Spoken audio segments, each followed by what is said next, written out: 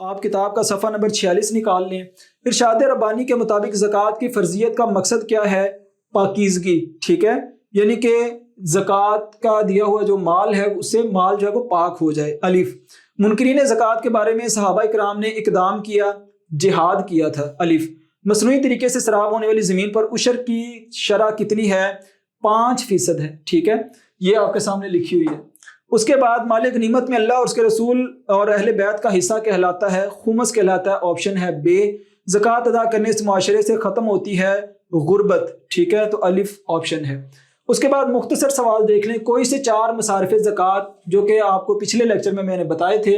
आमिलीन को ज़कात दी जा सकती है, फ़ुकरा, मसाकीन, तालिफ़ कल्ब, गुलाम आज़ाद करने के लिए, फ़ी सबीलिल्लाह, आप कोई भी 4 लिख दें।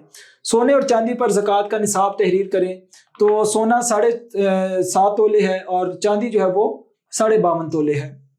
आमिलीन ज़कात की कोई 2 जिम्मेदारियाँ, तो ये आपके सामने आमिलीन ज़कात की जिम्मेदारियाँ लिखी हुई हैं, आप इसको नोट कर लें।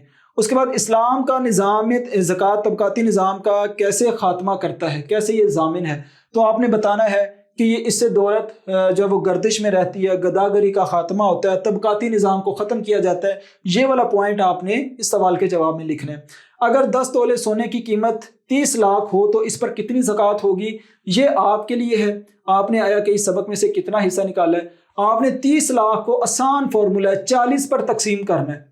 30 लाख को 40 पे तकसीम करें, डिवाइड करें, जो आपके सामने फिगर आएगा वो ज़कात का निसाब है। आपने उतना पैसा जो है वो अल्लाह की राह में खर्च करना है।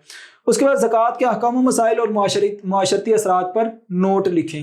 तो आपने ज़कात का मफ़हूम और उसके बाद इसकी फ़र्जियत, इसकी शराइत, इसका निसाब और उसके बाद फिर कह लें कि इसके मसारिफ़ ज़कात, उसके बाद फिर ज़कात और उशर में फ़र्क आ जाएगा, चाहे तो वो लिख दें, और इस्लाम के मुआशी निज़ाम में ज़कात की अहमियत, ये सारी चीज़ें लिखेंगे तो आपका तफसीली सवाल हल हो जाएगा, जो कि आपको लेक्चर नंबर 1 और लेक्चर नंबर 2 में मिलेगा। बच्चों, आज के लेक्चर में हमने फ़लसफ़ा ज़कात और सदक़ात को मुकम्मल कर लिया है। इंशाल्लाह अगले लेक्चर में हम फ़लसफ़ा सौम पढ़ेंगे। यकीनन आपको ये लेक्चर समझ आया होगा। अपना ख्याल रखें। अल्लाह हाफिज़। अस्सलामु अलैकुम व रहमतुल्लाहि व बरकातुहू।